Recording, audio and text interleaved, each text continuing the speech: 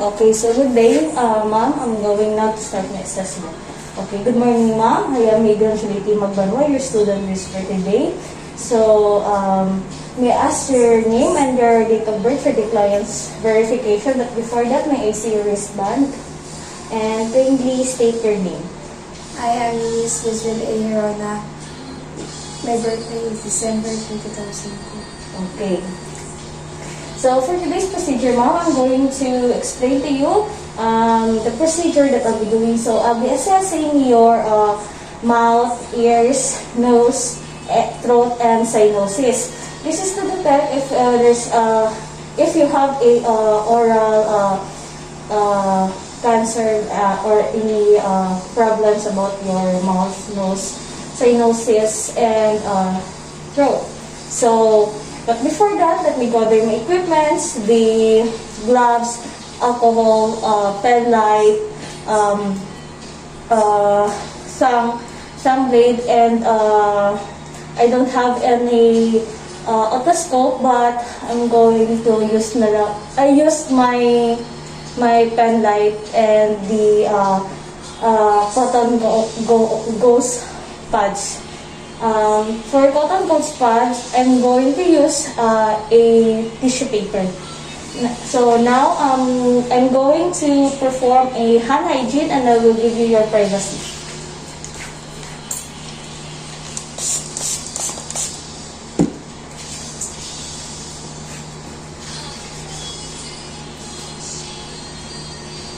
And now, ma'am, I'm going to give you your privacy.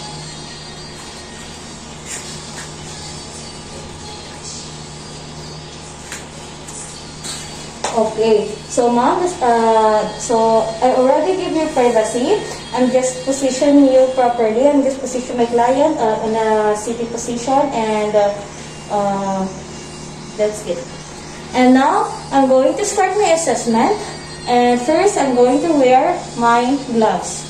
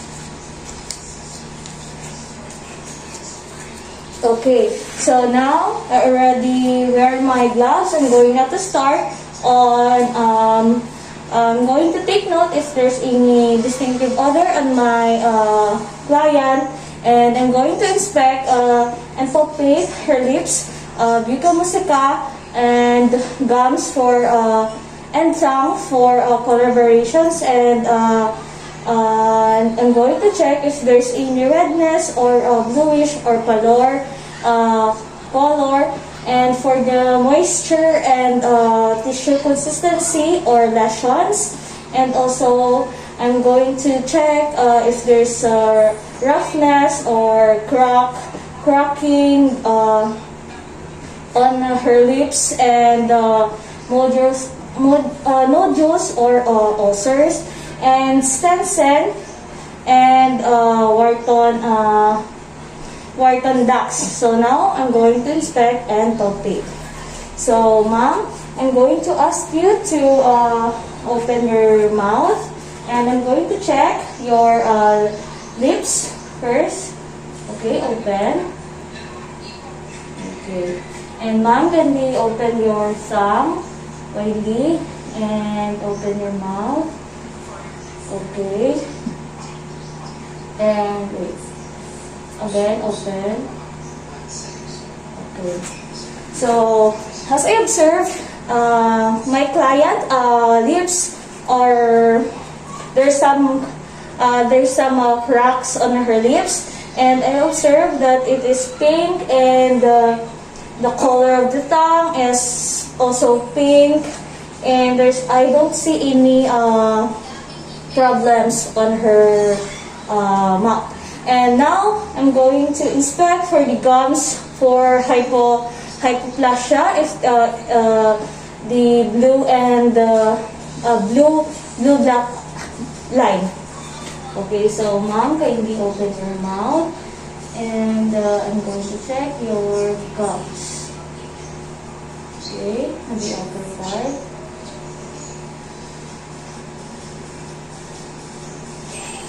Okay, so as I inspect, her gums also pinkish. And now I'm going to proceed on inspecting her teeth for the number, shape, and also for the color, if it is white, blue, yellow, or white, yellow, and brown, and chalky white areas, and occlusion. Okay, ma'am, may I see your can you open your mouth? And I'm going to check your teeth. Okay. To the other side.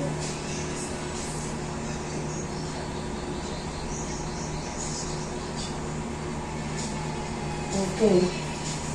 So I observe her teeth is kind of white, and now I am going to inspect and palpate for the tongue, for the color, texture, and consistency. If it is black, hairy, or smooth, reddish, or shiny. And for the moisture and size if it is enlarged or very small. And now I'm going to use the mouth blade. Okay. Can you open your mouth, ma'am?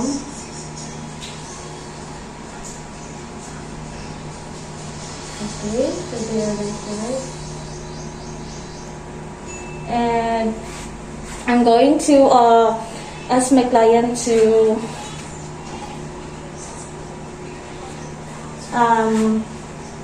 kindly tongue out, and I'm going to use this and check the tongue. Okay, other side. Okay, okay, ma'am. Kindly tongue out your mouth. Okay. Kindly widen your mouth and tongue out. Okay. And kindly put your mouth on the upper. Okay. I'm going to palpate. Okay. Okay. So as I observe, there's no any problem on her tongue, and now I'm going to proceed on throat by inspecting for the color and consistency of the plurus and palatinus, also for the uvula. Okay, so now I'm going to check her throat. Okay, ma'am, please open your mouth and tongue out. Also, I'm going to check for the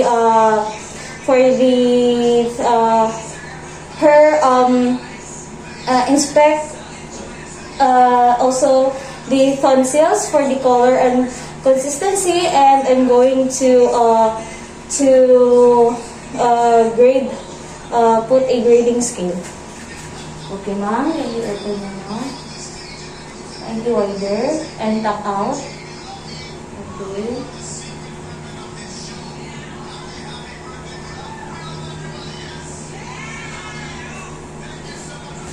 And kindly tap out big mouth and tap out.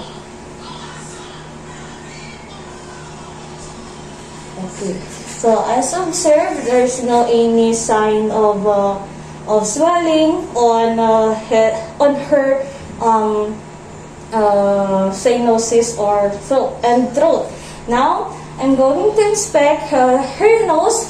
I'm going to inspect and palpate for the external nose, for the color, shape, consistency, and tenderness, and also for the patency of airflow. So, okay. First, I'm going to change my gloves.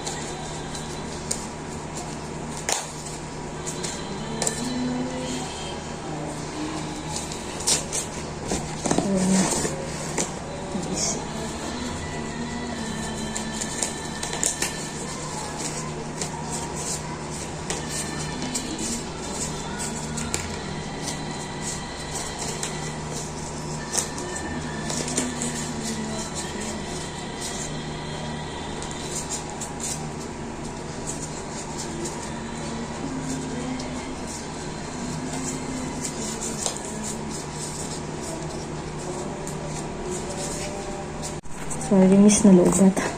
And now, I'm going now to proceed on her nose. I'm going to palpate, inspect and palpate her external nose for consistency and if there's any pain, and for the color and shape. So now, I'm going to palpate her external nose.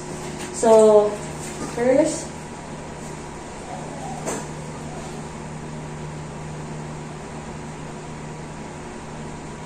do you feel any pain, ma'am?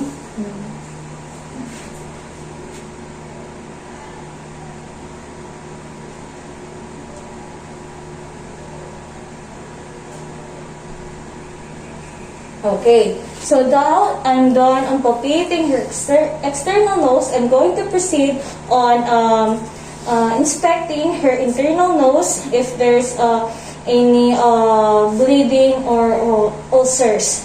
And now I'm going to use a pen light because I don't have any otoscope. And okay, so ma'am.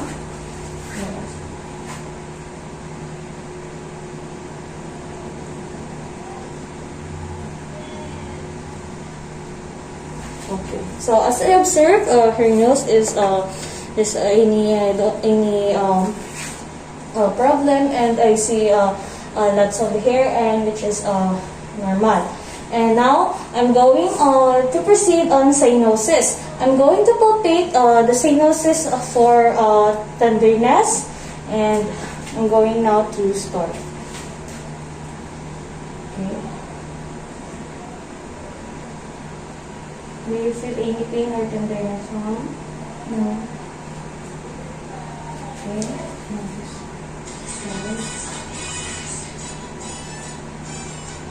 Do you feel any pain? No. Okay.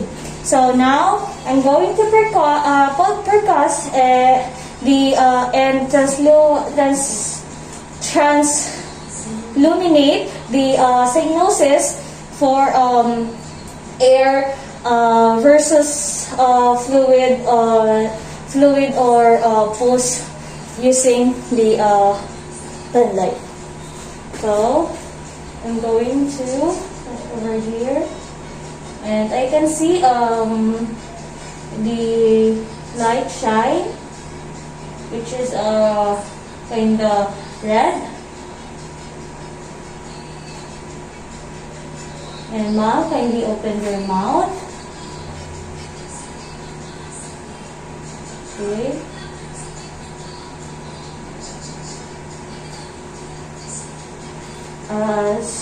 Same on the I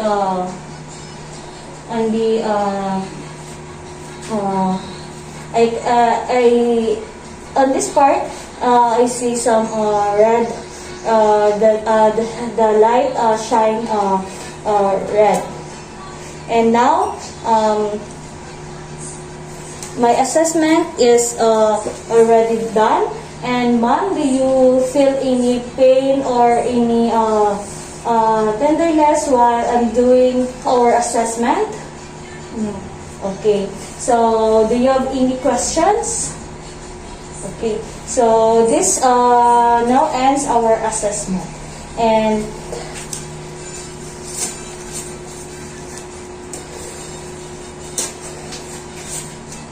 perform the hand hygiene. Now, I'm going to